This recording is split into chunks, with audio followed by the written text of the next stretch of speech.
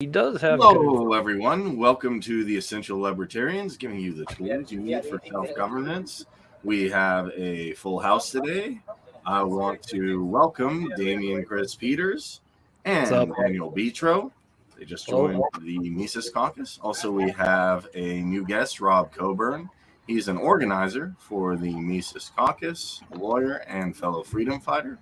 If you're interested in keeping the Ron Paul revolution going, the ideals of Murray Rothbard, and living in a voluntary society where you get to decide how things will work based on voluntary association, go to the lpmisescaucus.com. You'll see our policies there and what we're trying to work towards in the world. No more wars, no more lockdowns, no more bailouts or mandates. You can also take a look at different podcasts, articles, and information to learn more about what the Mises Caucus is about. That's lpmisescaucus.com.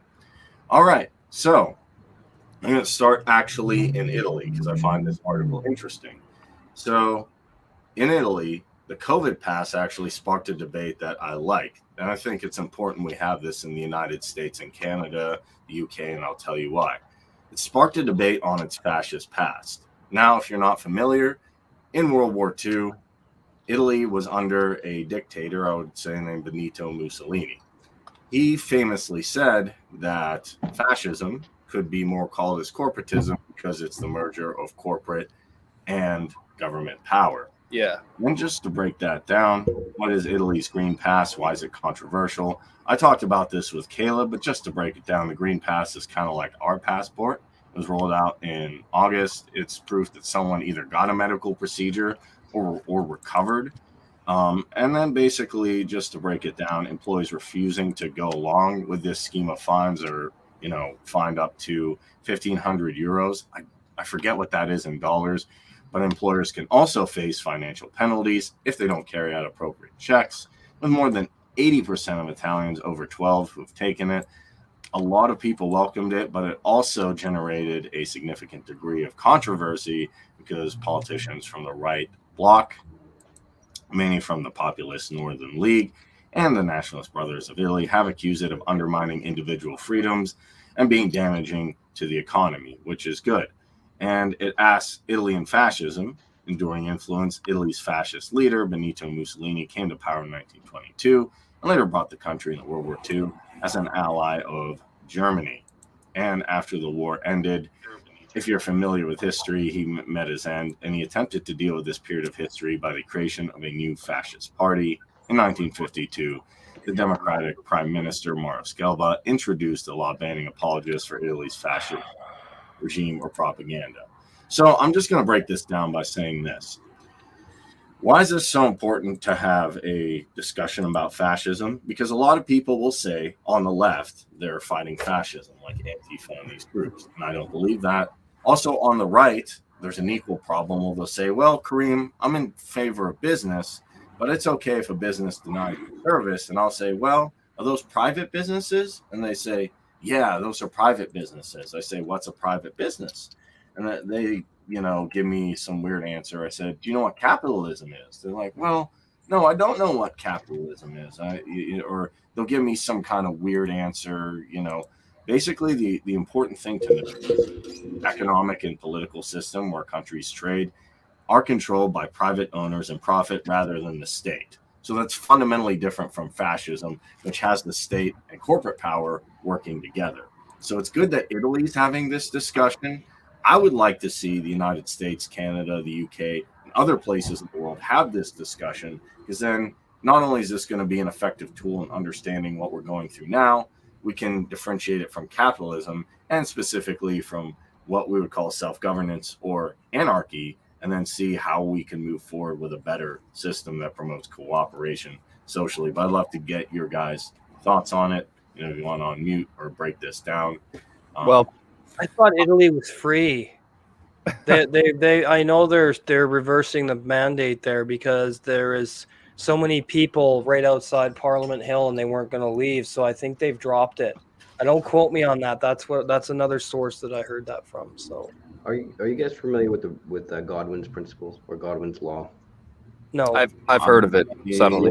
What it is it came out of the earlier days of social media, and it said as a conversation continues, as a chat continues on social media, the chances of someone referring to the other person as a Nazi reach one the longer the conversation goes. So the more that as the conversation continues, the likelihood that someone's going to refer to the other side as a fascist or a Nazi reaches one. And I think that this obsession with fascism, with labeling things fascism, is kind of it's like a workaround to calling somebody a Nazi, because that doesn't work anymore. We know once you hit that point, the conversation has broken down and you're not being serious. You're just using it as a character attack. You're using it as an ad hominem. And this fascist label seems to be a workaround, so you don't have to right out call somebody a Nazi and discredit your own position. Yeah, and while I'm not familiar on like its entirety, but what I would say is, like, studying the psychology of social media, one thing I will say is that in arguments and discussions on social media, whether it's Twitter, whether it's Instagram, whether it's Facebook, right, the ability to say things to people that you normally wouldn't say in person is completely heightened. So even if it's not, just forget Nazi. Let's say you're having a conversation on social media, the probability of someone saying that is much higher than someone saying it in person, because it's so much easier to type out a Nazi on a Twitter post than it is to call someone a Nazi to their eyes, because deep down, at a sort of emotional level, that those people really aren't Nazis. You've just lost the argument, and your ideas are not sufficient enough to counteract their argument. So you resort to, what is basically the ultimate negative of that you could call anyone a Nazi, right? Yeah. Which is really, it's a failure, but also I don't think it's necessarily a failure we can sort of get rid of, because it's part of natural law and it's part of human nature. When you secrete people from having conversations in person and the ability to connect in actual human contact, when that's decreased, the probability of insults immediately rises, which is, a part of human nature, which is why, as social media has kind of, as it's continued from like what its original was, like in the 90s, in the early 2000s, it was much different. But as it's kind of progressed, we've seen that it's gotten way, way, way worse. But not only that, there's a lot more people using the internet than there was in 2000. So I think when you have people on the internet who, let's just say they're out of touch, they don't know what's going on, they don't even follow politics in general, they want to get into everything, right? Because politics, as trying to think of who said it, is downstream from culture. I'm sure one of you know where that came from. Andrew Breitbart. Yeah. Yes, Breitbart. Politics is downstream from culture. Well, especially when we add in the fact that social media and the internet in general is basically become the platform for which politicians and dialogue, happens now, especially if you're in a Western country. So I think that it's important to recognize that, like, if I lose a debate, I lose a debate, but I'm never going to call someone they're not. Ever. It's a very difficult thing to resist. It's so difficult to resist trolling, which is why I laugh so much at trolling, because it's like an inner part of me wants to just go on everyone's posts and call them things and call them names. It's like we all have an inner troll inside of us, and it's when you're on the internet, that inner troll that's always been there, always been there from the dawn of civilization. We can now let that inner part of us out that normally wouldn't say those things in public, normally would say them just to our family. We can now do that online. Yeah, I don't have a problem saying anything to anybody, but that's me. Well, I think Christopher Hitchens, in real life or online, so I don't care. And some people are more direct, but the people who aren't, though, right, the people who normally in real life wouldn't say anything to your face, those are normally the people saying these things. Yeah, right. But if I think it was Christopher Hitchens who said that when they resort to the ad hominem, I know that I've won. Yeah, because here's the problem I have, actually. It's not so much you can call someone something, and I hear that all the time, and it's completely nonsensical. Like, even the word Nazi was actually, to my understanding, an American phrase. If you would ask someone in Weimar or, at that time, like, hey, what are you? I'm a German National Socialist. Yes, absolutely. You're absolutely correct on that. Newspapers calling me that, and you've attributed that to me. Similarly, you hear people on the left and the right use fascism all the time. And I think they usually use it in an incorrect way, like somebody on their side of the fence or another side of the fence is doing something they don't like. Yeah, why this is particularly nice in Italy is because they're saying this is fascist, going back to Benito Mussolini, saying, okay, here's what he did. I'm drawing a similarity to it. Okay, this is corporatism. This isn't capitalism. Yeah, I like this that. kind of gives me a realization. But the tyranny we are experiencing now is fascism. It is exactly what I like Mussolini's definition of fascism. A lot of people, I've heard a lot of people on the left and the right, like I said, there's a lot of people on the left that say this is, look, capitalism's failed, Kareem. Small businesses, all it is doing this. I say this isn't capitalism. Then there's a lot of people on the right that say, I want the businesses to decide. Well, the businesses aren't really deciding when the state is there, either influencing them, giving them money, pushing them in one direction or another. So this isn't free market at all. If people can realize that, I think we can make a lot more progress in a short amount of time, because then they'll say, hey, wait, what if we had a environment or a society where business owners really did get to make decisions from themselves? I bet you 9 out of 10 or almost 10 out of 10 wouldn't want to push this on employees like Southwest and In-N-Out Burger. I have a strong feeling about that. So, well, of course, because they have no corporate interference that way, right? They'd be completely agorist and sovereign. Yes. And they wouldn't need, I mean, business licenses are just a way for the state to reach into your pocket and dictate what you can or cannot do within your business. And maybe Rob would even say that, like, it's interesting because a lot of people ask, like me and Chris, we do Rockstar, and maybe Rob would agree or disagree with me here, but even an LLC, I'm not going to go as far as to say if you have an limited LLC, liability claim, a real business. But if you have a limited liability claim, even that's a small inch towards the state, because you're saying, hey, look, I registered. Yeah, you're correct in a way, because what that does is it by state edict, it says that you are not liable for the debts of your business. So it's a favor to business to encourage people to get into business, but really it's a legal fiction of creating basically a human entity that we call a corporation that we give rights to, and we put the liability on, but then that separates the liability from all the people who act within it, which is why you see a lot of nefarious activity of corporate actors, is because the liability is removed from them by this. Is that why it's called a liability act, Robert? It's because it's a limit. The reason they call it limited liability is because corporations were invented to limit the liability of shareholders, so that you're only liable for the amount that you put in, and you're not personally liable for the debts. Which ultimately gives the state more control over your business infrastructure. Well, in a way, it separates the liability of corporations to their customers or to anybody that's harmed by them. The corporation, if it fails or if it hurts somebody and there's not enough in the company itself to cover those debts and liabilities, it doesn't extend to the shareholders, or it doesn't extend to the LLC member owners, because this limited liability is cut off from them. So it's a way that businesses have removed liability from themselves through the state mechanism and detached the self-regulating mechanisms within the free market itself from them and the marketplace and the customers. And I want to speak on this particularly because, going back a few years ago when I first started my business, I was debating, what exactly I wanted to do with it, whether I wanted to be a sole proprietorship, S corp, right? You got a lot of options. The more money you have, sort of the larger range of options you have. Now, ultimately, I agree with Rob, all your points you made about why limited liability companies can be very dangerous. But the reason why I did it, particularly in my case, and I think I would recommend you do it. Yes, exactly. And this isn't a lot of people who start small businesses. The reason why I've chosen LLC over sole proprietorship is basically simply for one reason, right?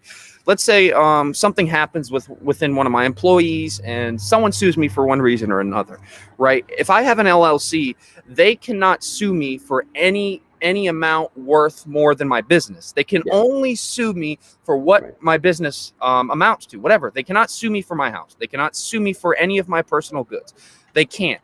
But if I did not have that LLC, if I was a sole proprietor, they can sue me and they can get anything that the state defines as my personal property. So LLCs can be dangerous. They can also be very beneficial for individuals to have. It's kind of like devil's advocate if you're a business owner. it encourages you to get into business by limiting Yes. this liability. So in that Absolutely. way, there is a good part to it. And I'm not saying that this is this whole terrible thing, but what Yeah. it does is it puts up barriers within the self-regulating mechanisms of the marketplace, as defined by Mises.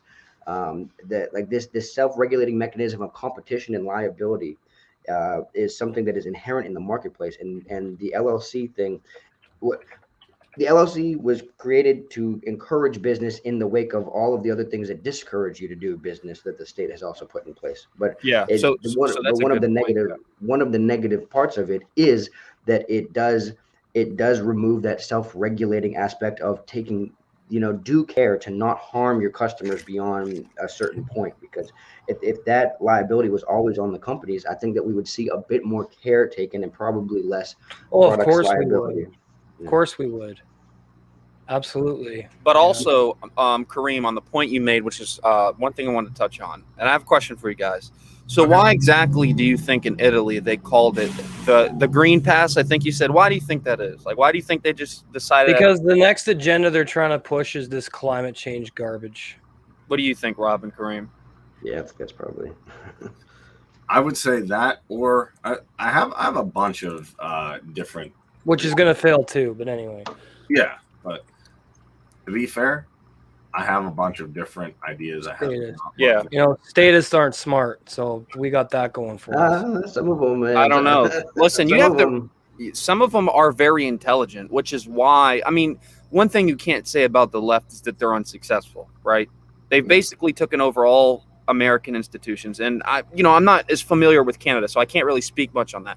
But within America, Ronald Reagan was talking about this in the 60s, the invasion of communism and socialism in Hollywood, right? This, and Mises documents this very, very thoroughly, and the mentality of the anti-capitalist, which is just an absolutely that book right there, amazing book. There's a quote in there I want to read sometime within this podcast.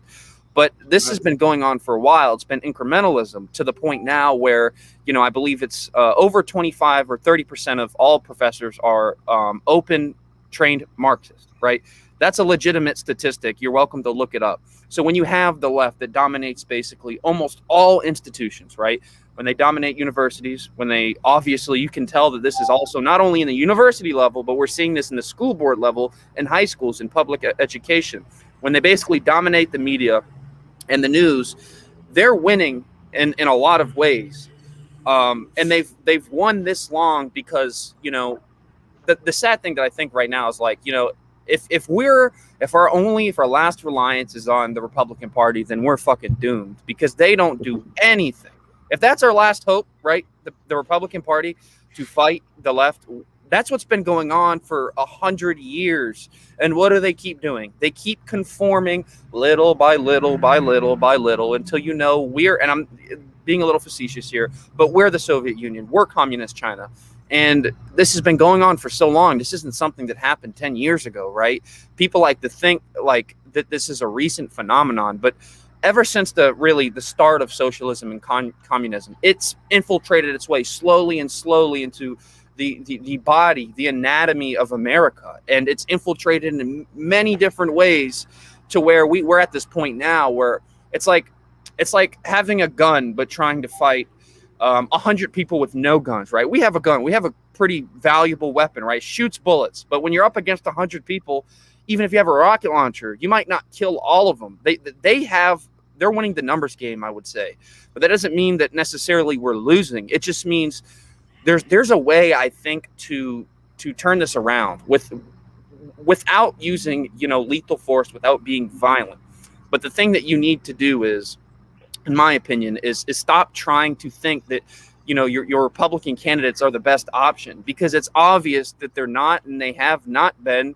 They allowed this to happen, right? Ronald Reagan did a lot of as far as on the finance side, some things that I think a lot of you probably all would agree on. But he also did a lot of things like his vaccine immunity order, which basically removed all liability vaccine manufacturers, which is, that's haunting us to this day. And it's not it's not just with vaccines, but the whole pharmaceutical industry since the 80s has been completely terraformed and completely basically made as an indestructible force, which cannot be taken out, almost as another government, just as the Federal Reserve is. It's an organization which can operate without the parameters of the law and of the federal government. They're basically their own institution. And not only are they own institution, they get backed and supported by the government.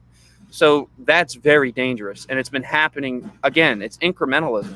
And I think on the flip side, you can do that on like with the things that we all promote, right? With like Mises sort of ideas and opinions and free market principles. You can incrementally change this around.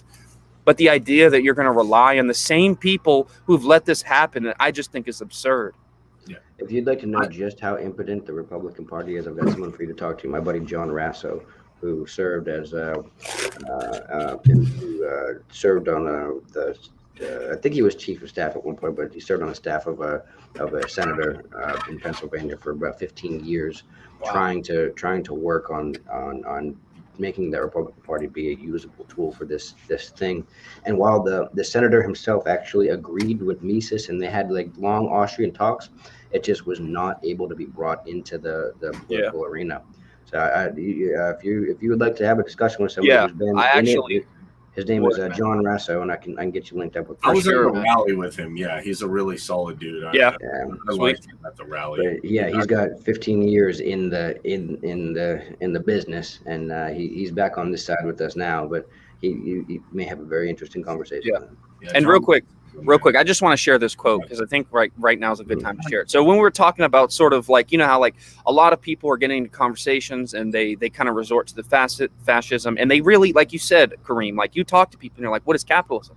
And they don't know. They don't give a sufficient answer. No. And Mises had this quote from the anti-capitalist mentality. It's amazing. I'm going to read it real quick. It goes like this. People may disagree on the question whether everybody ought to study economics seriously. But one thing is certain, a man who publicly talks or writes about the opposition between capitalism and socialism without having fully familiarized himself with all that economics has to say about these issues is an irresponsible babbler. I would agree with that because a lot of people, even high-level people, don't know what they're doing when they're talking about these terms and they conflate them. And speaking of people in high places not knowing what they're doing, I think this is interesting. You can take time to look out, at this in your own time. But the UK, another thing I think is interesting, whether you agree with things or not, whatever side you're on, the government themselves put out a document claiming that these passports could actually spread COVID. Okay. Whoa, who would have thought? Why do they say that? This is actually, for once, I was like, it's interesting a government put something against their own data. That's why I think it's... Well, it was leaked, which kind of implicates that they didn't want to. We just need to get rid of the state altogether. We will. Period. Let's break this down. No authoritarian power whatsoever. I think he's getting it.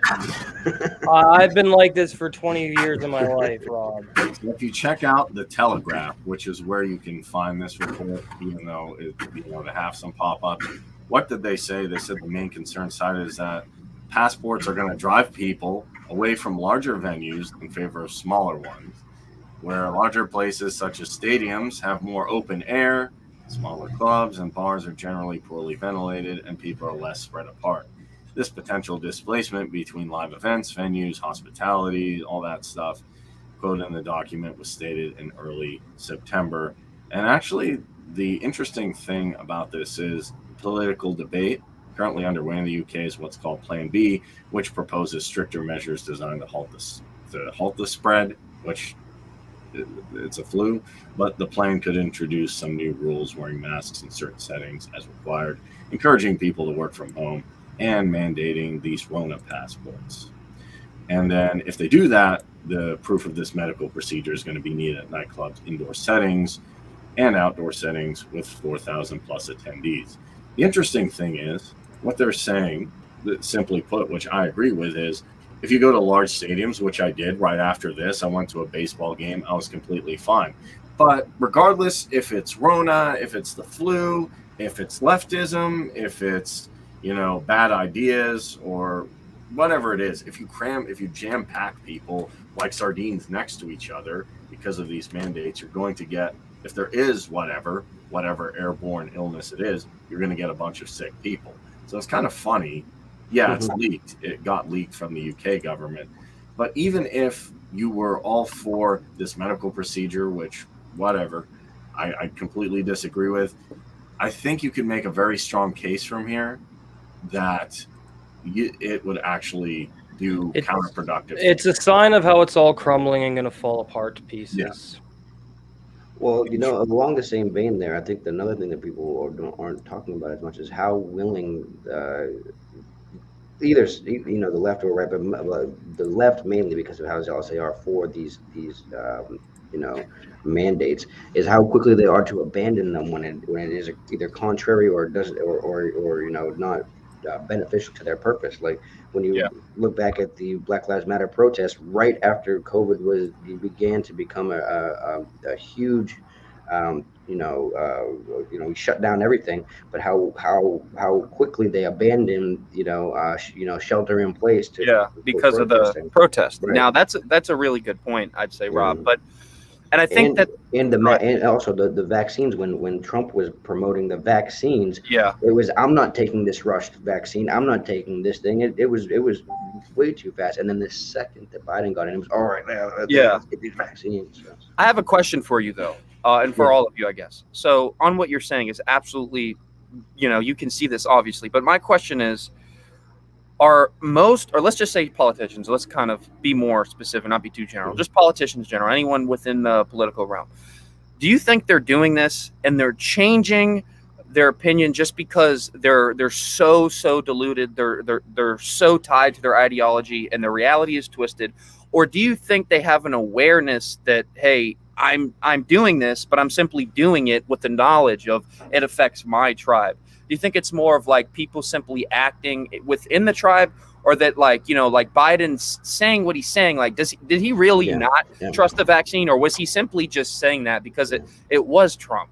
Because I think one is more scary than the other when it comes to the general population. So I think in my two examples, it was actually both. One was one and one was the other. I think the vaccine situation was definitely a strategic thing, whereas the Black Lives Matter protests that were in denial of the shelter-in-place orders was something that was just caught up in the moment. I see. So I think that it depended where the initiation of this hypocrisy, I guess we could call it, came from. But that's the thing with hypocrisy, though, is like, I'm not entirely sure if people know that they're being hypocritical. I agree. Because what has become so crazy for me to watch is, I had a conversation with my mother last week, right? And my brother came over, who, believe it or not, my dad listens to him more. I don't know why. My mom and my dad. Anyways, he comes over. I'm at work, and I get picked up. We go home, and anyways, my mom was telling me about how my brother was talking to him about the economy and inflation and all this stuff that I made my brother awake of all this stuff, right? Anyways, and then while we were in the car, I said, I told you this was going to happen. And I told my brother, who voted for Biden, but now biggest regret he's ever made, I told you all that this was going to happen. 2 years ago, I said, for one, there's going to be vaccine mandates come into place. For one, inflation's going to go probably 20-year high. I said all this stuff. You can go to back in my YouTube videos. I talk about it. Anyways, and she was like, well, I just couldn't vote for Trump. I was like, why? She was like, well, I just, in my heart of hearts, he didn't have an integrity, and he was mean and, confrontational. He was rude. I couldn't. But she did something that I hadn't seen her do yet. She admitted, without doing it sort of like saying, oh yeah, economy's ruined the economy. That's what she basically said. Well, I just couldn't vote for Trump because he was, mean and said mean things and made mean tweets. But she recognized that there's something seriously wrong right now. She was like, well, I just couldn't vote for Trump. And I was like, well, what was worse? A mean man who was very confrontational, very rude, and there's so many things you could label Trump as. But which president was affecting your life more negatively? And I asked her this, and she was kind of quiet, and she said, I don't want to answer. And Trump didn't affect her life negatively. Now, it's emotional reaction. When someone just starts saying rude, mean things, yeah, as human beings, we're like, oh, that's disgusting, right? We're attracted to humbleness, not necessarily arrogance, right? But we like confidence as well, nonetheless. But it was all, absolutely. yeah, actually, charisma. That's a very good way of defining it. But Trump had this arrogance and selfishness about him that he made very clear to everyone when he spoke. But you know what gas was back then in 2017 or 2018, excuse me? It was less than $2. 2019, it's even less putting the than stickers $1. on Yeah. the side. Yeah, even less than $1.75. And I said, what has been harder to live under the Trump administration or the Biden administration? And I kept asking these questions. She didn't have answers, but I had realized she has now come to the realization that her life is much, much worse, right? And that's what people need to understand is like, which administration affected you worse, right? We can talk about what Trump says, but what he says doesn't really affect you. It affects you emotionally, right? If you really are like an emotional person, if you're really high in, compassion and agreeableness, then it's going to affect you. But as far as your daily life, your daily routine, which was worse? And all the people I asked this on the left, they always either not say it or they just outright say it, Biden. But they always like, oh, well, Trump was, mean. And I'm like, so you would rather vote for someone who is literally ruining your individual life, making your pursuit of happiness more difficult than someone who said mean things. And I just find that really absurd. I find that crazy to think that people are so caught up in the not only the obviously brainwashing of the media, but the emotionalness of what was the Trump administration. They became so grasped by their emotions, so entangled in it, that they let go of their own individual and personal needs and affections and all that stuff, that they were willing to vote for someone who was publicly, knowingly much, much worse than the former. So that's kind of scary when you think That about that. tells you how smart the general population is overall, Well, I don't. But the thing that I say though, or is, lack thereof. yeah, because I don't consider Sam Harris a dumb person. Do you? I'm not saying he's the smartest person who's ever lived. I'm an anarchist. I don't follow politics. Yeah. I can answer that for you because I've listened to Sam Harris. I don't consider him to be anything like amazing. He's not dumb, but Very little politics. He makes very weak arguments against religion. Like Jordan B. Peterson says, absolutely, I agree with you. Like Islamic fundamentalists are as easy to criticize as Biden. So he's okay. But like to answer your question, sorry, my notifications are there. To tell you why I think they're doing what they're doing, or almost why they're doing what they're doing. I'd like to answer this too. You pulled this up. Forget Trump or Biden for a second. Look who, like, if you're looking at just Austrian thought and like incentives, It's all about the elite.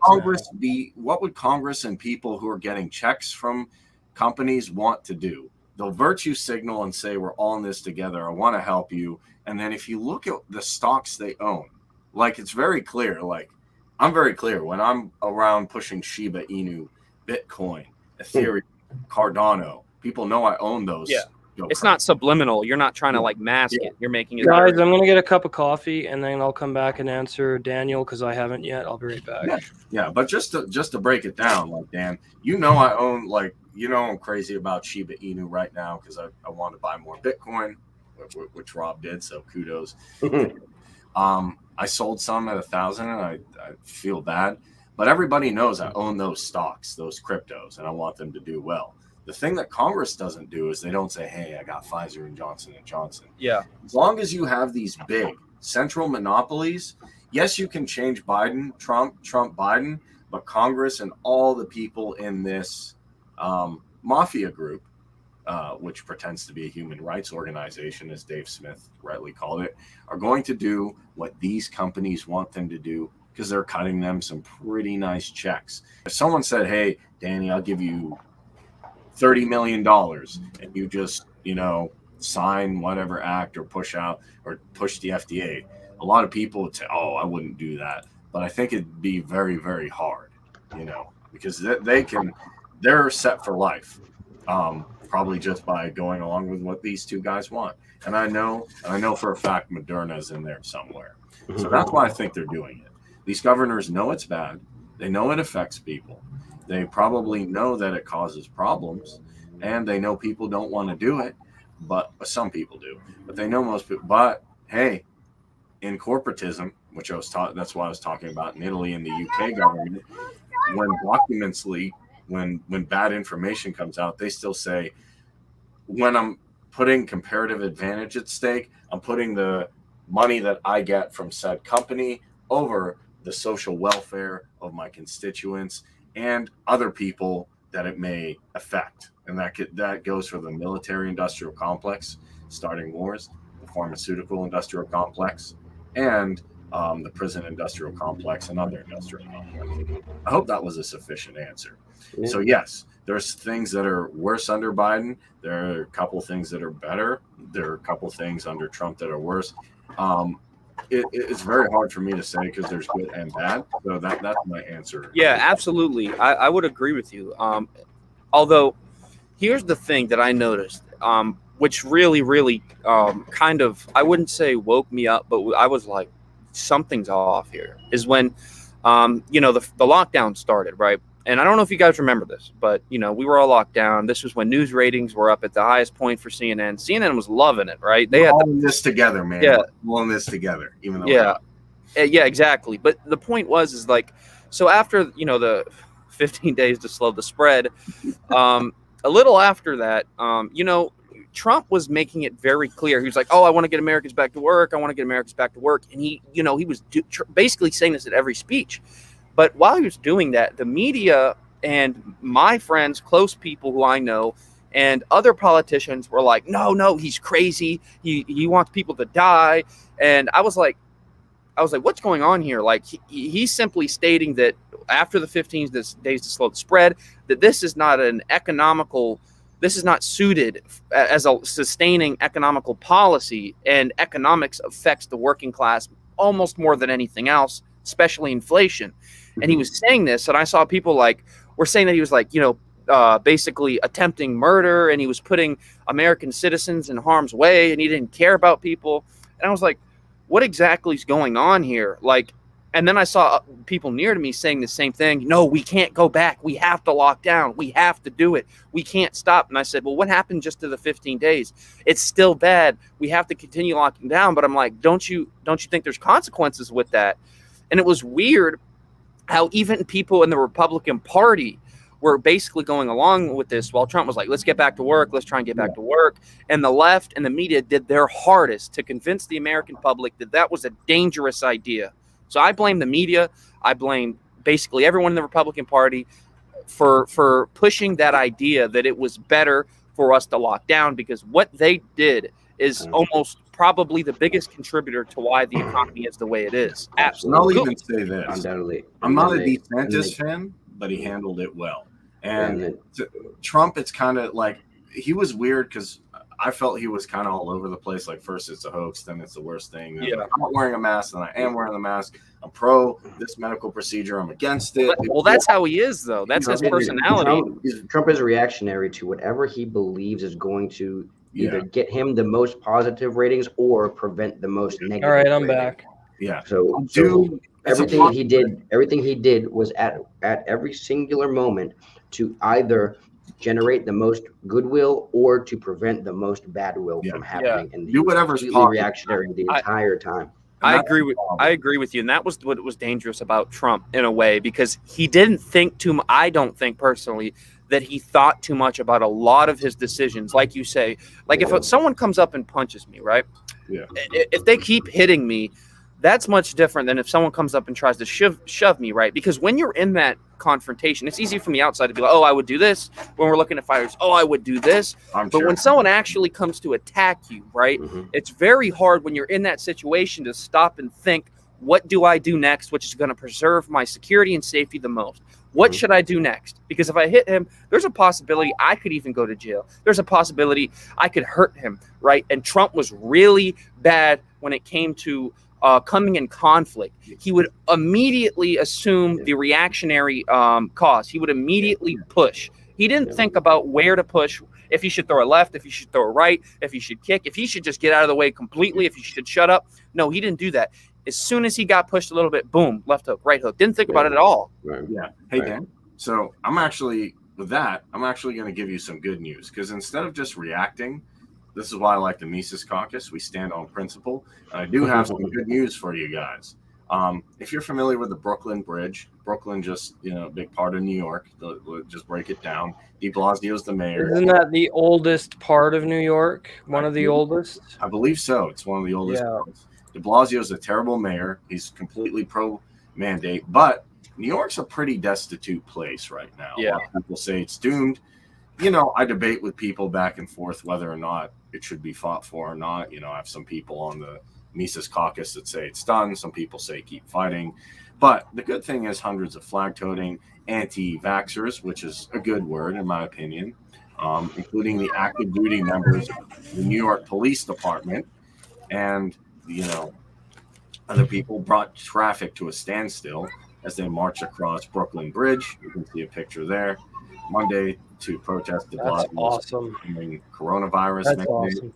The mandate takes effect at 5 p.m. So it covers 160 municipal employees, including cops, 160,000. firefighters, medical tyranny. I know, Chris, you were talking about this. Like, why are you literally targeting firefighters? Cops, we can debate, but do you want things just to burn down? Well, no, and I did talk about this the other night on one of my live streams that we do need firefighters and first responders. Okay, Yes. Cops not so much, because if you give everybody guns, there'd be no crime.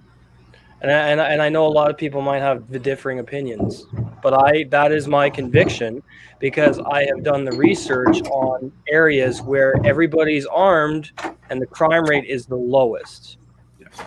Yeah, but Because if everybody's armed, nobody's gonna try to fucking break into someone's house, Yes. or attack them on the street, or rape their girlfriend or wife, or hurt their children.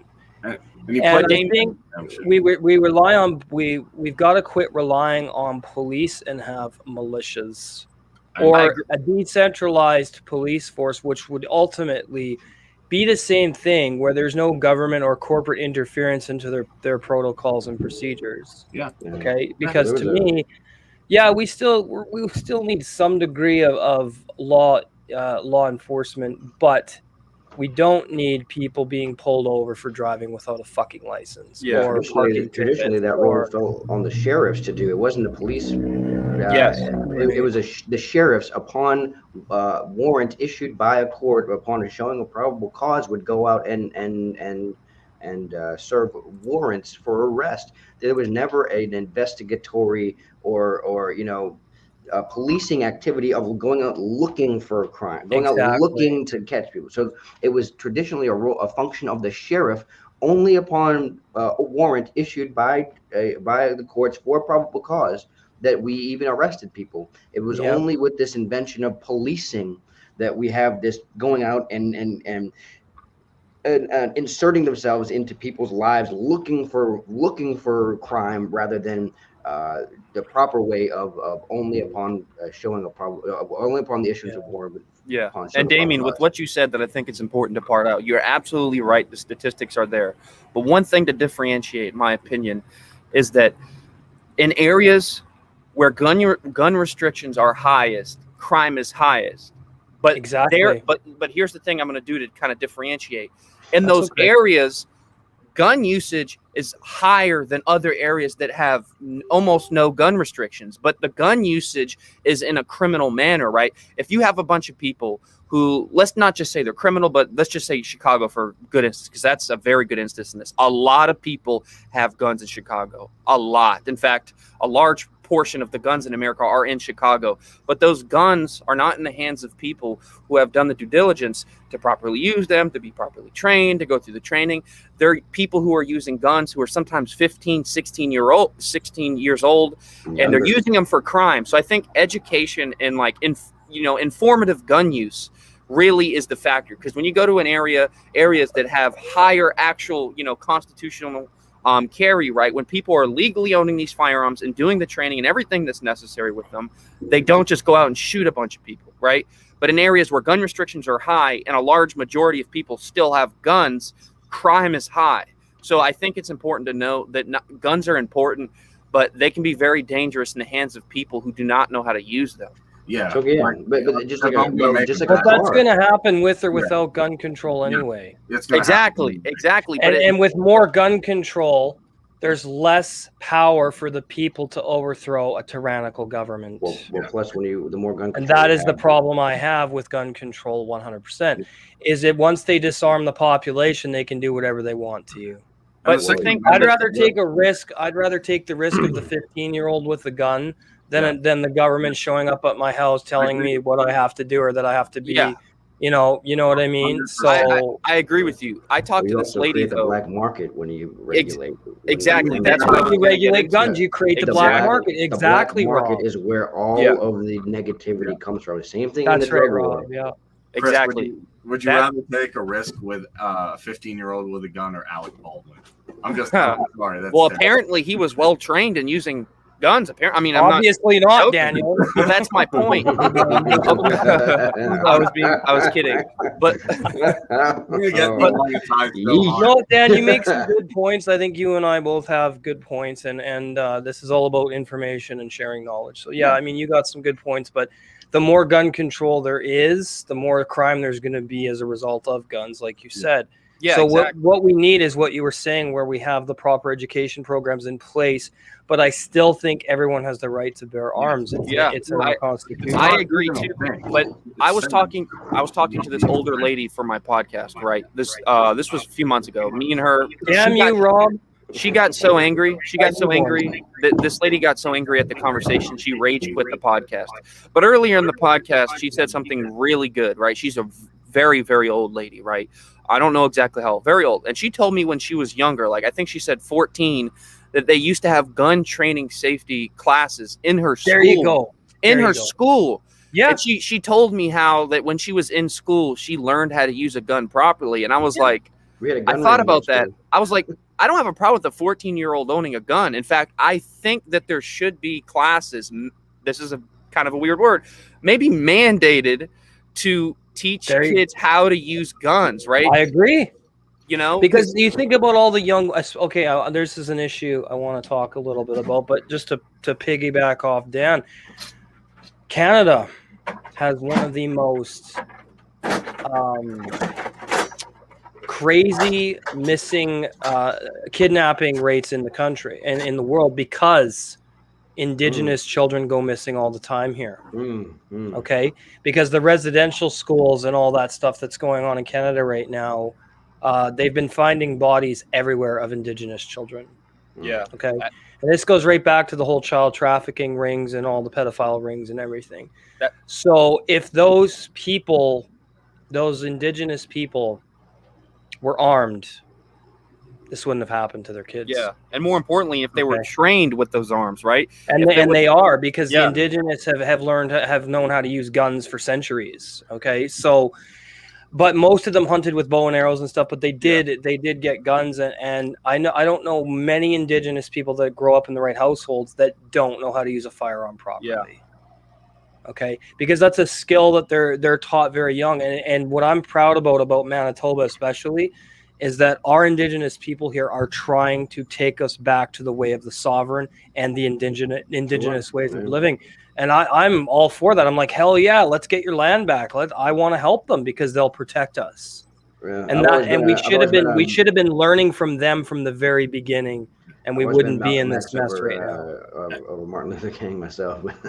Yeah, but just to break this, just to break this debate, as far as I'm concerned, if you want to be on the constitutionalist side, it says the right to bear arms shall not be infringed. There's no if clauses. It's an absolute. It is. It's an absolute. Doesn't say if you're a felon. And here in Pennsylvania, our Pennsylvania Constitution is even stronger. Yeah. Doesn't say that's awesome, Rob. But even if there's no constitution, by being a sovereign being from whatever you consider God, Jehovah, Yahweh, Buddha, Krishna, whatever. Natural. Yeah, nature itself, that in and of itself gives you the right to bear arms, to be a sovereign being, to bodily autonomy. As this woman's clearly saying, just to bring it back, de Blasio cannot run the city without us. I don't know who shouted it, but she's right. People need to understand that. So I'm just going to go to the last story just to break it down. I have a unique perspective on this. John Oliver criticizes. So John Oliver says United States police. Kareem, before you get it, who is he? I don't know who this He's is. a pundit, a leftist pundit. He does what's the name of the show? He took over for someone else. But what is The he? Late Is Show, he I believe, the governor of what? Is he a governor? No, he's just like he's like Jimmy yeah. Kimmel. Yeah, he's like Okay. exactly. Yeah. Thanks, guys. He's a Okay. personality. Okay, I'll break this down real quick. John Oliver, Jimmy Kimmel. There's a bunch of late night left personalities that come out with some crazy opinions. I think this is an interesting one because he said U.S. police who want to quit over the vaccine, let them. And what I want to say is there's a lot of police doing this. I think they're the good ones. Mark Passio, just to preface this, has always said these rulers, these people in power, these midnight entertainers, all these people, these elites and echelons, they don't like you. And they've always told me, no, Kareem, I'm serving the good. Yeah, there's some bad. I'm really saying they don't like you. They don't care about you. No, they never have. Leave. They hate you, actually. Yeah, exactly. What he did, he claimed the constant refrain we hear from cops every time they kill an unarmed person is they should have complied with commands because as long as you comply, things will go well. That only seems to work one way. When officers asked to follow simple rules or face consequences, not a significant amount of them flip there. You can add that word. Oliver added, there's also the key fact of the matter. Police are supposed to keep the public safe. That's a part of their jobs. Yet some of them really don't care about that. And some police unions are urging members to refuse this medical procedure, leading to the death of police officers of COVID-19, according to CNN. Okay, back up a little bit. Those words actually left his mouth where he said, it's their job to keep the public safe. Yet he thinks forcing an experimental mRNA bioweapon into people and the police refusing to take it, that it's the police's fault because they believe in medical freedom. So you see how he's passing the buck. Yes. 100% passing the buck. Yeah. This is why I can't. See, there's two things here. Yeah. So, hey guys, real fast, I gotta get going, guys. I gotta go pick up my daughter, but it's been fantastic. All right. Rob, right on, man. Take it easy, Rob. I enjoyed talking to you, man. Have a good day. Love you, man. Take care, Rob. Take care. Go get your daughter. Later, guys. Later, man. So just to break this down, this last thing, two things that are good about this. Hopefully police are realizing the elite don't like you, they don't care about you, and they'll even mock you on TV. Second thing I think is important is what you're saying, Chris, that they say, oh, we care about safety, but violate your bodily autonomy to put something that's completely unknown into you and good luck. So it doesn't make any, like, if you really look at it, it doesn't make any sense. It never has. So state power has always been about making the elites rich and making corporations rich. That's all it's about. What do you think? And Daniel, are you a lawyer? No, I'm not a lawyer. Although I'm very, very familiar when it comes to like constitutional law and whatnot. Like I've read a lot, but I'm not a lawyer. One thing that's great about my state, though, in Virginia, this is an interesting fact for anyone listening. There's only a few states, but Virginia is one of the states where you do not have to go to law school to become a lawyer. In fact, you can have no experience in law. All you have to do is go to the court and simply pass a test and work under a lawyer for, let's say, I believe it's 2 or 3 years, and you can literally become a lawyer with absolutely no degree in law, which is amazing. And which is kind of why, Virginia is one of the states where you can literally walk around with an AR-15 on your chest, right? Sweet. Completely legal. In Virginia? People do it all the time. Texas is even more lenient on stuff. I swear to God. Yeah, like, open carry is a thing. And there's a lot of people and Daniel, look, there's very little crime. Am I correct? Well, okay, it depends on where you are, right? In cities, obviously, when enlighten me then. I'm sorry, I didn't mean to make a blanket statement. No, you're good. Because here's the thing: is like one thing that Dunbar's numbers show, and I talked to Kareem about this, is there's a certain number which happens where social unrest and conflict arises, and in cities, the higher the population grows, and the more dense the population gets, then the more crime gets regardless, right? So it's not necessarily a gun problem. Very true. Yes, in Virginia in general, when you go to Richmond City, the major problem there is opiates, fentanyl, and heroin, right? There's still a lot of crime. It's still a lot of crime, but in Virginia, no. Compared to New York, absolutely. We're nowhere near them. Compared to California, we're nowhere near them as well. So yeah, that's a statement to be made. But the point is there was this experiment done called Universe 25, right? I don't know if you've ever heard of it. No, what's that all about? So Universe 25 was an experiment done in the 60s, and they wanted to see what a utopia would be like. It's often referred to as the utopian experiment. So they took a bunch of rats, large amount of rats, and they gave all these rats everything they needed to live: water, food in abundance. They could have anything, anytime they wanted to. Complete utopia, right? They could eat when they wanted to, drink when they wanted to, and they put all these rats in a square area, right? So after a while, the rats became to come in conflict, and they began to fight. And then eventually, at the end of this experiment, some of the rats turned gay, right? Which then decreased the population and got into the number where population collapsed. Once this happened, there was a struggle between the males and the females until all the rats ate each other and they all died at the end. So what that shows you is that cities are the definition of what, like, think about New York City and think about, let's just say LA. People need isolation from each other. Go back to the 1800s, right? That would probably be the definition of a utopia. Anywhere. Yes, it would. Yes, it would. You can get water. You can get food. Yes. You can go anywhere and get Wi-Fi. You have phones. You're always connected. Anywhere you go, you can get shelter. Like, that would be the definition of utopia back in the day. Right. And that's why in New York City, that's why in a lot of these cities, when population gets so high and people are condensed into such an area, to live amongst each other. There's these psychological things that happen. And Jung talked about this a lot. But Carl Jung? Yeah, Carl Jung. Yeah. Okay.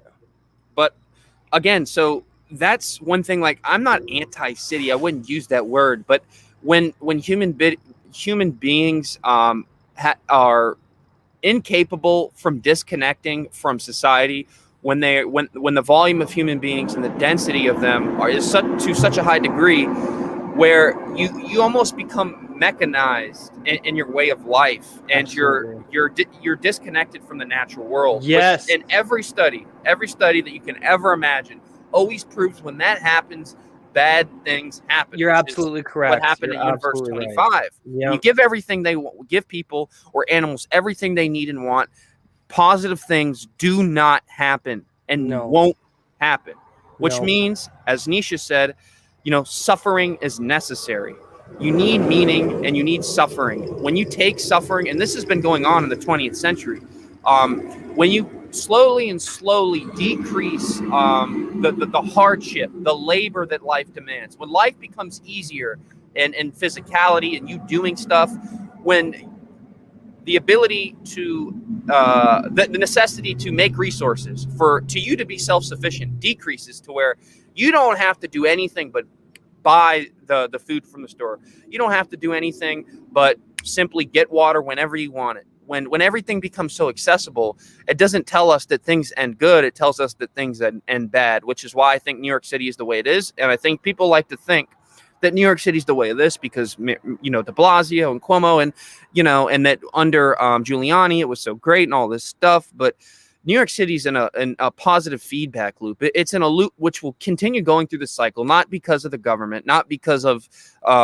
certain politicians, not because it's left or right, but because there's a mass population in a small area which is condensed, which leads to negative consequences. Absolutely. And in the rat experiment, there was periods where it wasn't that bad, right? There's periods where it started off in the middle, wasn't that bad, but in the end, the population ended up collapsing and they all died, which is why I think place of New York City is always going to be destined to be what it is now, because utopias don't exist unless your version of utopia is the complete opposite. That's what utopias are, really. And ideas, they're good places where you can go and get everything. But in reality, utopias do exist, but they always end in destruction and destitute.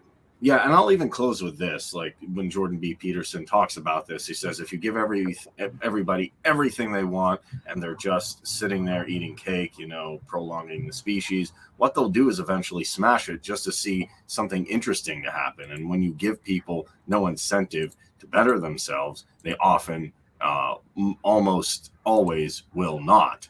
So with that, I want to close everything. I want to thank everybody for being here. Cool. Me and Chris Peters. Yeah. Send me a copy of this, Kareem, so I can put it I was on going to Twitter. ask you too. Send me a copy. I'll post this up on my YouTube if you guys don't mind. Of So course, Dan. I'm going to do a. You can add me on Facebook too, Dan, if you want. All right, I will. By the way, if you want to check out my YouTube, Damian, it's Sure. Daniel B. The Quantum Effect. Yeah, there it is right there. Got some good I videos see about you use Tesla. Canva for your thumbnails. I do too. I like that. Yeah. We had a recent episode as well, which I'm going to send a copy of this. He also has some really good stuff. Government-funded scientists. I watched the Charlie Kirk and Bosch debate, stuff about Bill Gates, Tesla, and actually a bunch of really good truther and voluntarist, libertarian and conservative thought. So go check out Daniel B. at The Quantum Effect. And ladies and gentlemen, if you enjoyed this and you want to help the Ron Paul movement, keep it going. Spread the ideals of Murray Rothbard right here. Go ahead and go to the Send me a link to that. Caucus.com. That's LP Mises Caucus. You can learn about people who are on our advisory board. You can take a look at podcast articles and the team and different issues. Everyone, this is Kareem with the Essential Libertarians with special guests Damian, Chris Peters, and Rob Coburn, also an organizer for the Mises Caucus. Thank you very much for tuning in, and I will see you in the next episode.